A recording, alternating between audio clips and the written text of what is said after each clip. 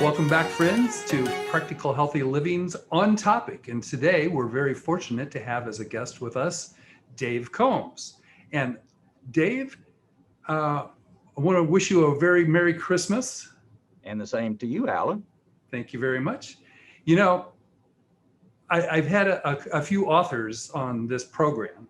We get around to talking about their books, but I don't like to pitch books in the On Topic segment.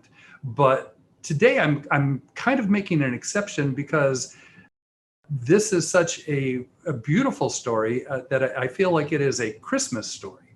So I would like to, well, first of all, tell us what is the name of your book and what is the name of the song that has kind of been the heart of it?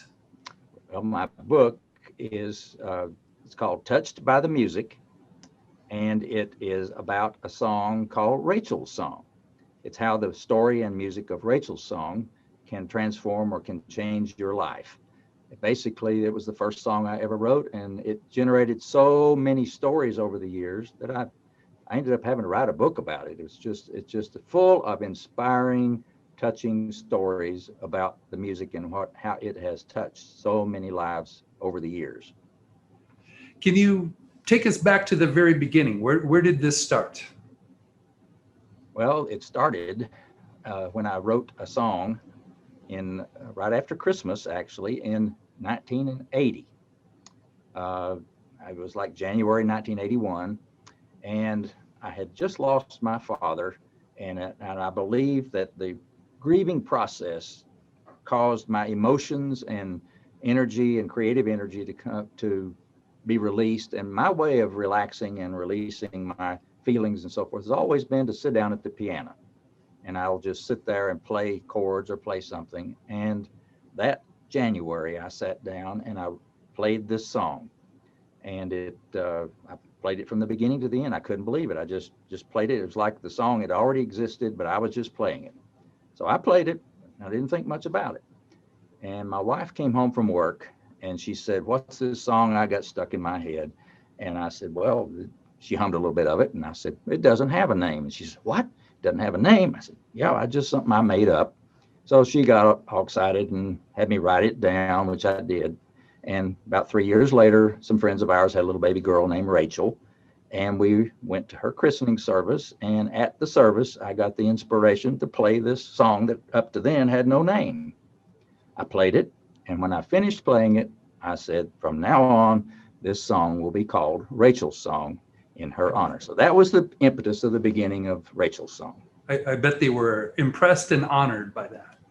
They were. In fact, there wasn't a dry eye in the house, Alan, including mine. It was very touching, as you'll hear later on when you hear the song. It's very moving and emotional, and it rides the whole roller coaster of happiness and sadness and everything. So it's a very powerful little but simple little song. Now, it seems that, just the fact with the connection with your father and then the connection with this young girl at her christening, that would touch your life significantly. But it seems like this song has changed your life in other ways too. Can you tell us about that? Well, little did I know that this one little song would be so well received by everyone that heard it. I did finally get it recorded in about 3 years later in 1986 in Nashville, just as a demo to have something to keep. And everybody I played it for said, "Wow, you got to get this out there."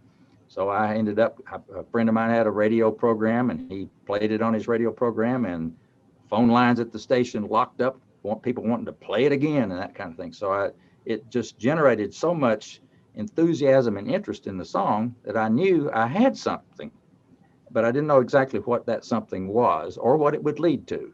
But it eventually led to the song being played all over the United States and even in Australia, number one song in Australia for 2 years.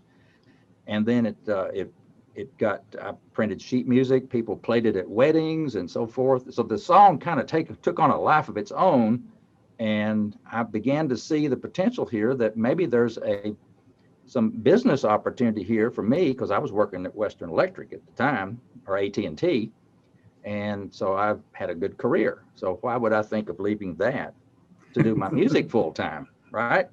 So, but the song and the music just took off, and it kind of like I lost control. I mean, after a while, the demand for the music was such that I could hardly keep up with it. So it really changed my life from being a IT professional manager at AT&T and all now to doing my music full time. I quit my job in 1992. And That's fabulous. That's remarkable. So it seems like you've had continued commercial success with it. yes, every year, I think in the 1990s, every year I would go back to Nashville with a new batch of songs. To Gary Prim, by the way, is the artist on all my albums, and I would send the songs to him. We'd meet in the studio for a week and record a new album. So we did this every year for the entire 1990s. So I ended up with 14 albums of recorded music. 7 of them, I wrote all the music on that. And then I had some others, like I do have a Christmas album, so we can talk about that a little later too. But in fact, that was my second album. After I did Rachel's song, I thought, well, now I don't have any more songs written. What am I going to do? And it was Christmas time coming up that year. And I thought, oh, I love Christmas music. So I sent my favorite Christmas carols to Gary Prim in Nashville. And I said, Gary, let's do a Christmas album. And so we met in the studio in Nashville, Tennessee in July. Now, it's hard to get in the mood of Christmas in the month of July. It's hot and you can't find snow anywhere, but we managed to do it. And so we recorded a wonderful album called First Christmas that July of, I think it was 1989. So that was my second album, was a Christmas album. And I hope folks will look that up and they can find it on Amazon and enjoy it. It's got some beautiful Christmas songs on there. One my father wrote and one song that I wrote that's on the album. So that's fabulous. Now, you were IT executive at AT&T, and then you transition into full-time musician and composer. What was your music training background?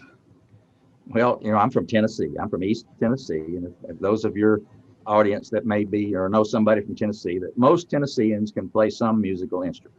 It's almost a requirement to be a Tennessee. And I'm a Tennessean. I'm a East Tennessee hillbilly by birth, and I'm proud of it. But my parents both played the piano. My grandmother Combs played the old pump organ in her little country church, and she played by ear. My father played by ear. My mother had taken piano lessons. So they gave me piano lessons starting at age 8. But before that, my father and mother had showed me things to play on the piano. So I really can never remember a time that I couldn't play something on the piano. So it's been all my life. We have to take a little bit of a break here, but I have a surprise for you. I'd asked you if you could play the Rachel song for us so we could hear it, but I got to thinking that would be not a real high quality presentation of the song if we just played it through the podcast. But one of our sponsors has graciously given their time so that we can play a full version of Rachel's song in high quality fidelity. And so from ABC Resources, here is Rachel's song.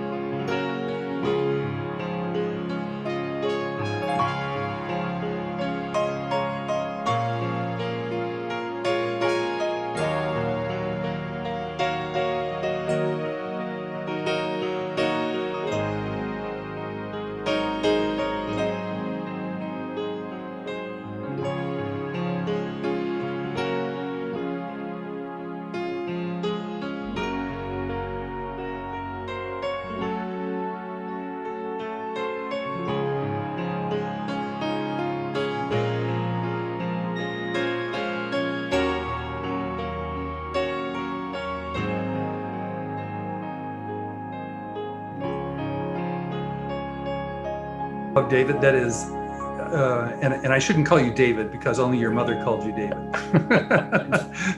But it's such a beautiful song. It seems like I should call you something more. That's a very inspiring. You can call me David or Dave, or just call me at dinner time. Okay. Now, you made the transition to pursue things musically, and I imagine there was a period of time where you were trying to do both, but you found an interesting way to market your music. Can you tell us about that?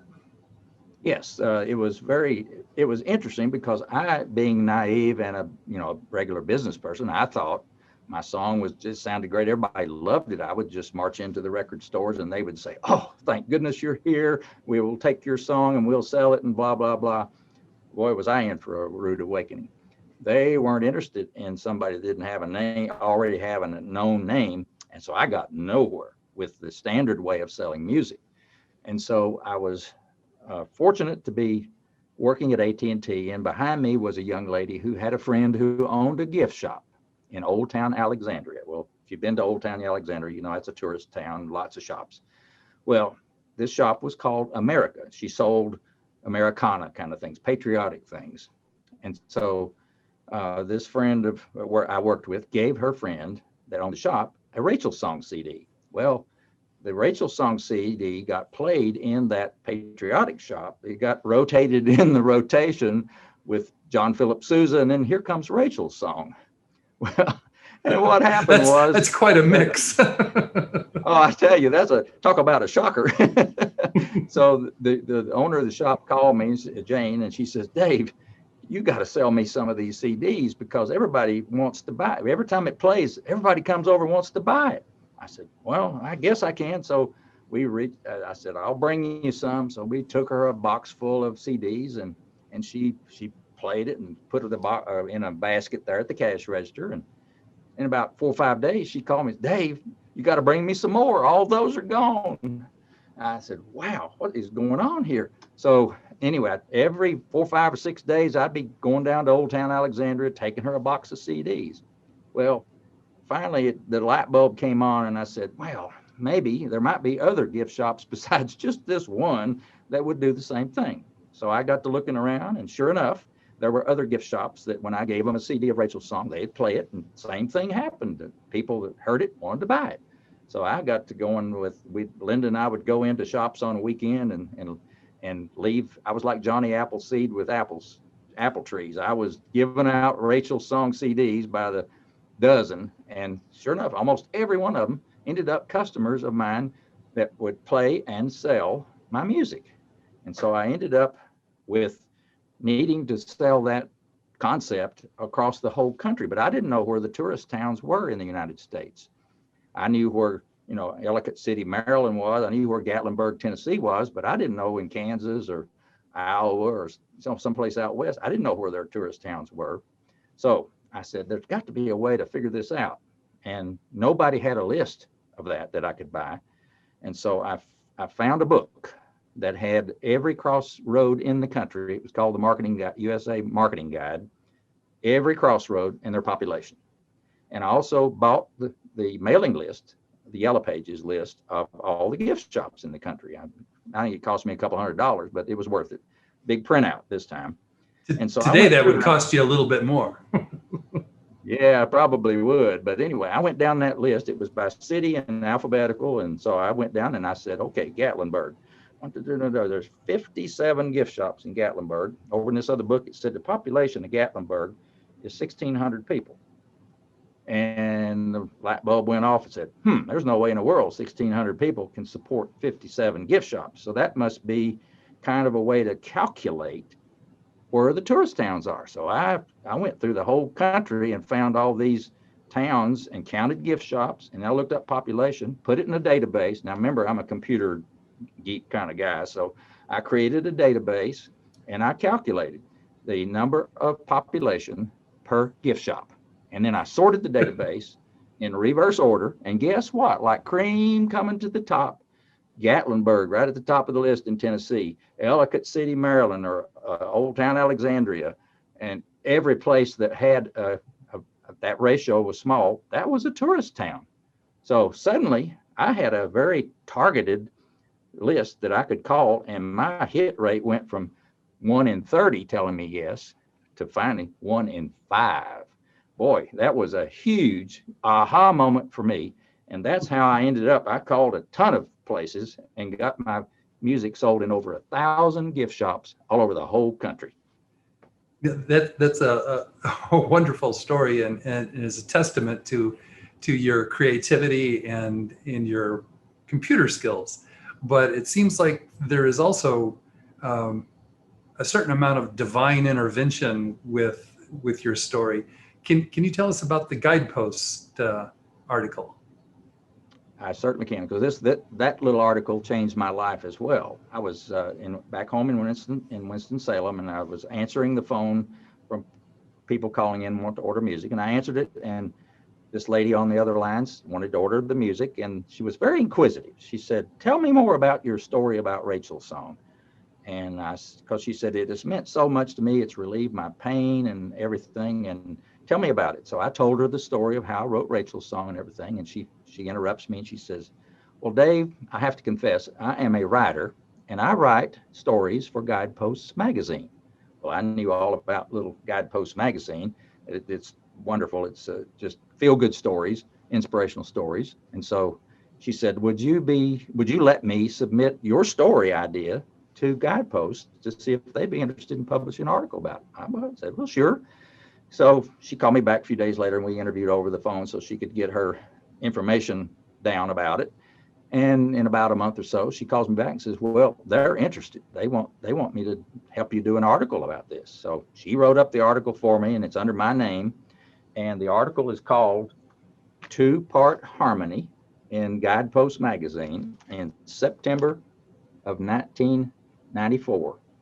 And that little article tells about the story of Rachel's song, how I quit my job and all that. But the day that magazine hit the street, because it goes to over 2 million people, just the hard copy. And so my 800 number, they put it in the back of the book. They put my 800 number and they put my address. So the day it hit the street, my phone started ringing, and it wouldn't stop ringing. I mean, you could put your hand on the receiver, pick it up, somebody's there. Every time, all day long. People, I read that article, I want to order Rachel's song. So then a couple of days later, program. Yeah, that's my workout program. Talk about a workout. What's coming next, though, is a couple of days later, my doorbell rings, and it's my mailman. And he has drugged this canvas bag that he couldn't even pick up, full of mail, down to my front porch. And he says, Dave, what have you done? I can't even pick this bag up. And so I said, well, I wrote an article in Guidepost magazine, whatever. And so in less than 2 weeks, Alan, I got over 10,000 letters. I mean, that was unbelievable. And they hadn't even heard the song. They just read an article about it. So, and since then, I've heard from over 50,000 people about Rachel's song. But that little article in the Guidepost, it turned my life around, because suddenly I went from just a few customers to tens of thousands of customers. We're going to have to stop here, but I would love to talk to you all night long. I want to thank you because this is the Christmas season, and as I said at the very beginning, I feel like this is such a beautiful Christmas story. I want to thank you for providing the hope and inspiration that you have to the world, especially now during a time when we've come out of a pandemic, and we have political tensions, and we have environmental tensions and racial tensions in the world. You are one small bright light in the corner that illuminates the rest of the world, and I want to thank you. Well, I want to thank you, Alan, for inviting me on your program. This has been a lot of fun, and I hope your viewers enjoyed as much as we did producing it. Thank you very much.